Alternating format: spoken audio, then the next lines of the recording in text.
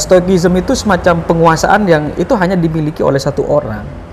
Dia bertemu dengan berbagai macam masalah, dia menyelesaikannya sendiri. Betul. Artinya dia nggak bisa diterapkan dalam konsep. Misalnya kita ada masalah, kita tidak menyalahkan diri sendiri, tidak menyalahkan orang lain, kita sadar. Tapi dalam kasus hukum, orang buat masalah kita, itu tidak biasa. Ini di mana, Pak? Ini di Perpustakaan Civitas Koteka. You know kan di belakang kita itu apa? Buku, ya kan? Perpustakaan identik dengan buku. Betul. Dan saya mau ngajakin dia podcast sebenarnya itu susah sekali ya. Ini podcast yang kedua ya kita ya Ki ya. Betul. Ini podcast yang kedua. Jadi saya salut. Yang pertama kita berapa? Bulan apa tuh? Lama sudah. Udah tahun lalu. Iya, setahun yang lalu subscribernya tuh masih nggak nyampe 100 ya. Dan setahun ini ya subscribernya udah nyampe 9.000. Mantap banget. Itu gara-gara Jamet nggak sih? Gara-gara boger.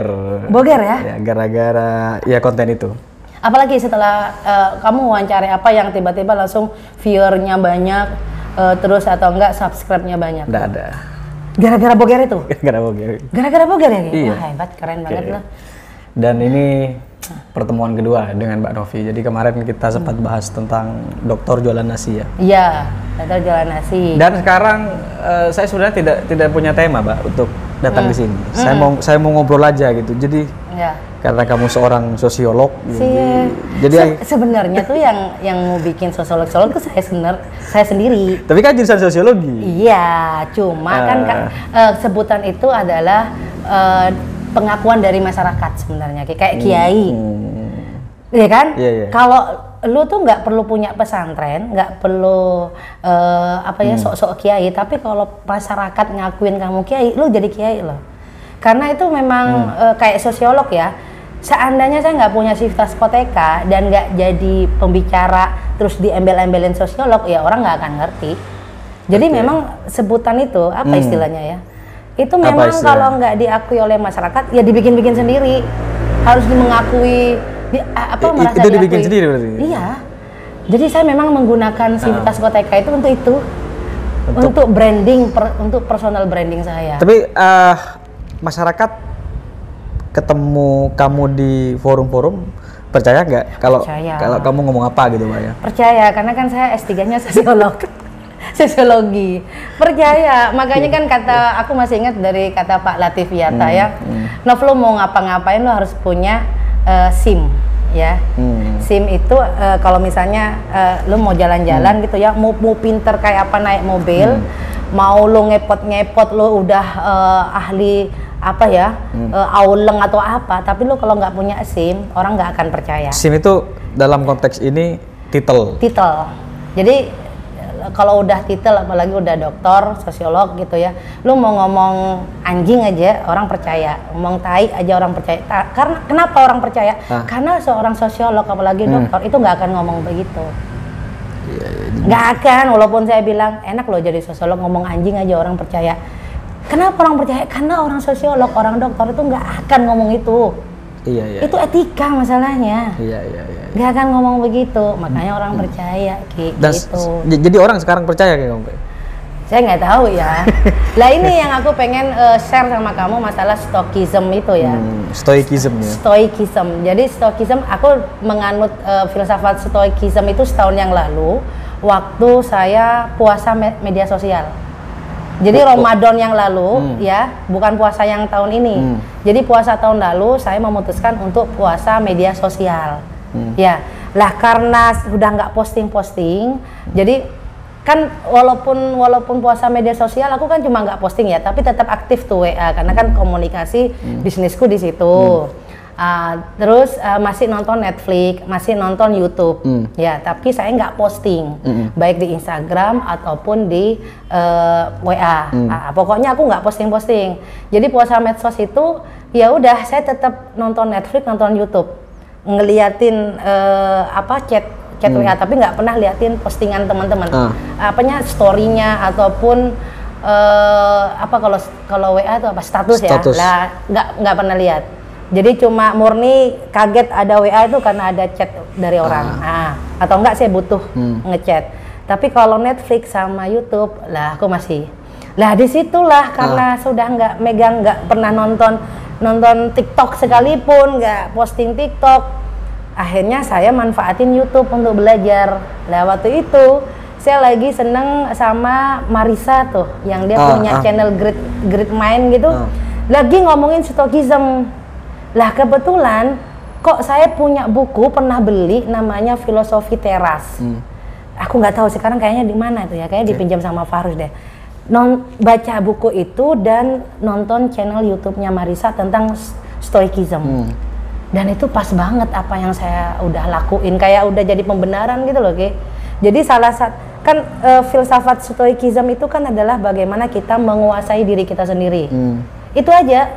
Jadi filsafat bagaimana menguasai diri sendiri. Bagaimana mengendalikan diri sendiri.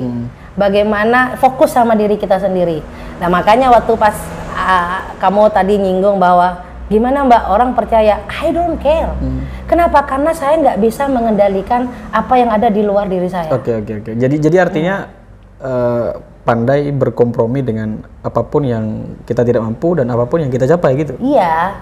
Jadi stokism itu adalah bisa membedakan mana yang kita kendalikan dan mana yang nggak bisa kita kendalikan. Dan kita menerima untuk itu.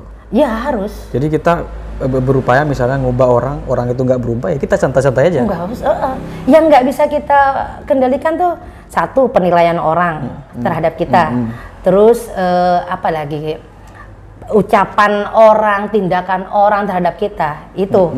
Itu yang nggak bisa kita kendalikan. Yang bisa kita kendalikan kan diri kita sendiri. Kalau misalnya kalau di tempat kerja, yang bisa kita kendalikan adalah kita datang tepat waktu, ya kan, kita kendali sendiri. Kita bekerja sebaik-baik mungkin atau apa, pokoknya sesuai dengan job desk kita. Yang nggak bisa kita kendalikan adalah penilaian bos atau teman-teman terhadap kinerja kita. Udah. Tapi kan penilaian ini, Mbak, ada efek ya. Jadi kalau saya maksudkan, orang bisa saja berubah kepada kita karena dia menilai sesuatu kepada diri kita. Betul. Karena akhirnya mengubah semacam pola sosial kita akhirnya. Kalau kita nggak peduli ke itu, gimana nanti? Sebenarnya gini, bukan nggak peduli. Kalau misalnya kamu bekerja, terus tiba-tiba ada penilaian dari bos kamu bahwa Ki ini salah ya, ini begini, it's okay. Tapi kalau misalnya pekerjaan kamu sudah baik, mungkin terus nggak dihargai, terus kayak apa kamu nggak dihargai, itu sudah bukan kendali kita. Berarti memang prinsip stoik ini memang agak sulit dipahami sebenarnya. Dalam satu sisi kan kita bukan butuh penilaian orang. Penilaian orang kita tidak bisa ngubah, tapi penting sebagai masukan kan. Penting. Cuma begini, kan stoikism itu kan bagaimana kita menguasai diri kita sendiri. Kayak tadi aku bilang, Ki lu nggak sholat. Sekarang gue tuh sholat buat diri gue sendiri. Saya sholat loh. Iya, maksudnya Ki aku tuh sholat buat diri gue sendiri. Jadi bukan lillahi ta'ala, bukan buat Tuhan, bukan buat karena saya Islam, enggak. Kenapa saya harus sholat? Karena gue ngerasa tenang. Kalau gue sholat, lah ini buat diri gue sendiri. Gue udah dikasih apa-apa ya sama Tuhan, belum diomongin aja Tuhan udah ngasih ya gitu ya. Masa gue nggak sholat sih? Maksud saya tuh kayak udah nurani, lu udah sayang sama gue gitu ya, Ki ya.